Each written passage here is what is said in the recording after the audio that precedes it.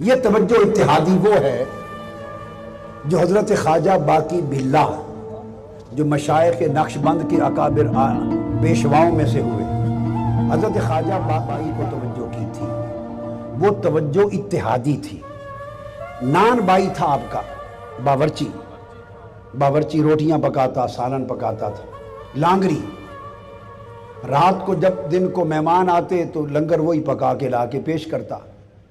ایک رات دیر سے آپ کے کوئی بڑے عزیز القدر مہمان آئے۔ اللہ والوں کے ایسے ہوتے ہیں خادم۔ مولانا روم کا بھی ایک لانگری تھا۔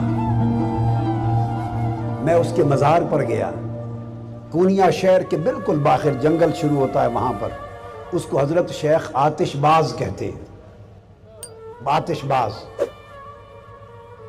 تو جب مہمان آتے تو وہ کھانا پکا کے پیش کرتا۔ ایک رات مہمان آئے دیر سے، مولانا روم نے فرمایا اپنے خادم کو، نان بائی لانگری کو، باورچی کو کھانا لاؤ۔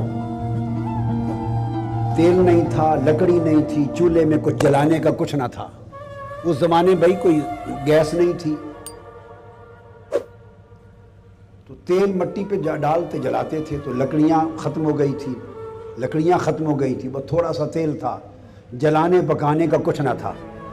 اب اس نے شیخ کو یہ نہیں بتایا، مولائے روم کو، کہ حضور لکڑیاں نہیں ہیں۔ لکڑیاں اگلے دن اس نے جنگل میں جا کے چننی تھی۔ اچانک مہمان رات کو آ گئے، اس نے یہ نہیں بتایا کہ لکڑیاں نہیں۔ اس نے اپنے کپڑوں کو اور ٹانگ پر تیل چھڑک کے آگ لگا دی، تیل چھڑکا آگ لگا دی۔ اوپر سالن گرم کرنا تھا، جو کچھ وہ دھر دیا، کپڑے جل گئے، تیل چھڑکتا گیا۔ اس کی فرمایا اس باورچی کو، بتاؤ کیا مانگتے ہو؟ سادہ آدمی تھا، اس نے کہہ دیا حضور اپنے جیسا بنا دے۔ سمجھ نہیں تھی ایسا کہنا ہے یا نہیں کہنا۔ آپ نے اسے چونکہ زبان کر لی تھی، توجہ اتحادی کی، اس کے باطن کو اپنے باطن سے رنگ دیا، اس کے ظاہر کو اپنے ظاہر سے رنگ دیا۔ جب باطن اور ظاہر دونوں رنگے جائیں تو ظاہر کی شکل بھی بدل جاتی ہے، اور شکل ایسی ہو جاتی ہے جیسی شیخ کی، اور دیکھنے والے کو یہ بھی پتہ نہیں چلتا کہ مرید کون ہے، شیخ کون ہے۔ یعنی ظاہر بھی اتنا بدل جاتا ہے، باطن تو بدلتا ہی ہے۔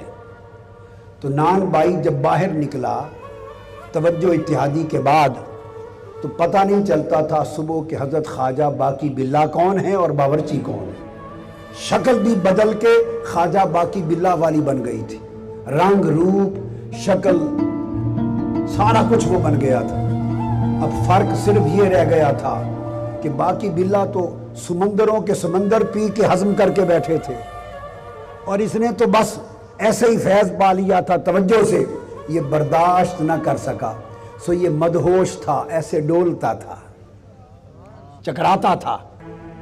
توجہ اتحادی فیض کی لے لی، برداشت نہیں کر سکا، 3 دن مدہوشی میں رہا، اور 3 دن بعد وصال فرمانے لگا۔ اب اس کی قبر بھی حضرت خواجہ باقی باللہ کے ساتھ ہے۔ میں حاضر ہوا وہاں، حضرت خواجہ باقی باللہ بھی اور حضرت نان بائی بھی زیارت کی۔ اس کو کہتے ہیں توجہ، بولیے، اتحادی۔ اب توجہ اتحادی میں جب ظاہر توجہ کرنے والے کے ظاہر سے متحد ہو جاتا ہے، اور باطن شیخ کے باطن سے متحد ہو جاتا ہے، تو اس اتحاد ظاہر و باطن کے نتیجے میں کو مغالطہ لگتا، کوئی حضور کے ہاتھ چومتا، کوئی حضرت ابوبکر صدیق کے ہاتھ چومتا۔ اب حدیث کی شرح کر رہا ہوں، یہ تو حدیث پاک ہے بخاری۔ کوئی آقائے دو جہاں کے ہاتھ دست اقدس قدم چومتا، کوئی ابوبکر صدیق کی طرف لپکتا مصافحہ کرنے چومنے کے لیے۔ کچھ دیر ایسا ہوتا رہا، پھر سیدنا صدیق اکبر نے یہ دیکھا تو کیا کیا، آپ اٹھے، آپ اپنی چادر لے کر آقا علیہ السلام کے سر انور کے اوپر تان کے کھڑے ہو گئے، چادر لے کے کھڑے ہو گئے ایسے سر پہ تان کر، پتہ چل جائے۔ پھر جو بھی آتا تو پھر ابوبکر صدیق کے ہاتھ چومنے کا تو سوال ہی پیدا نہیں ہوتا تھا، ہر کوئی سمجھ جاتا کہ یہ آقا، یہ مخدوم ہے جو بیٹھے۔ اب یہ واقعہ بخاری شریف میں، مسلم میں صحیح سند کے ساتھ مروی ہے۔ کتاب الہجرت میں، اس پر علماء اور شارحین اور محدثین نے بحثیں کی۔ وہ چادر تان کے کیوں کھڑے ہو گئے؟ کئیوں نے یہ لکھا کہ دھوپ سے آقا علیہ السلام کو بچانے کے لیے، دھوپ تھی تو چادر اس لیے تانی کے دھوپ سے بچائیں۔ یہ جواب درست نہیں ہے، احترام کے ساتھ یہ جواب درست نہیں اور مطابق واقعہ نہیں، اس لیے کہ یہ احادیث صحیحہ سے ثابت ہے کہ آقا علیہ السلام کے سر انور پر تو ہر وقت دھوپ میں بادل کا سائبان رہتا تھا، بادل سائبان بنا رہتا تھا، حضور پہ تو دھوپ پڑتی نہیں تھی، بادل کا سایہ رہتا تھا۔ تو جب ہر وقت بادل کا سایہ رہتا تھا، دھوپ پڑتی نہیں تھی، تو پھر دھوپ سے بچانے کے لیے چادر کیسی؟ اور یہ بھی نکتہ سمجھ لیں، یہ بات بعض اوقات ان لوگوں نے کہی جو آقا علیہ السلام کا سایہ مانتے ہیں۔ ہم کہتے ہیں آقا کا سایہ نہیں تھا، بعض علماء کہتے ہیں تھا، بعض علماء فی الغار، دو میں سے ایک دوسرا تھا، دو میں سے دوسرا تھا۔ تو قرآن مجید نے ظاہر و باطن کے اتحاد کا اشارہ کیا۔ ثانی اثنین، کہ جب غار میں تھے تو قربت اور اتحاد میں وہ مقام ملا کہ ہر دو ثانی اثنین ہو گئے، اثنین میں ثانی ہو گئے۔ یہ اتحاد توجہ اتحادی کا ثمرہ تھا۔ مکہ مدینہ میں جب مجلس میں ہوتے تو ہر کوئی مصطفیٰ کا چہرہ تکتا اور مصطفیٰ کی توجہ بھی باری باری ہر ایک پر ہوتی۔